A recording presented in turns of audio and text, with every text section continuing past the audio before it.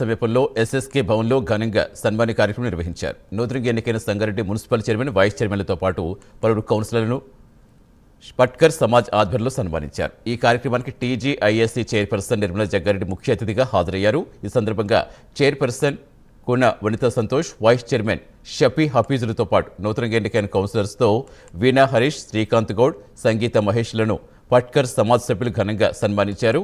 ఈ కార్యక్రమంలో టీపీసీసీ ప్రధాన కార్యదర్శితో పాటుగా అనంత కిషన్, కాంగ్రెస్ నాయకుడు సంతోష్, పట్కర్ సమాజ్ అధ్యక్షుడు కోనేరి చందర్, మాజీ ప్రధాన కార్యదర్శి సత్యనారాయణ తదితరులు కూడా పాల్గొన్నారు.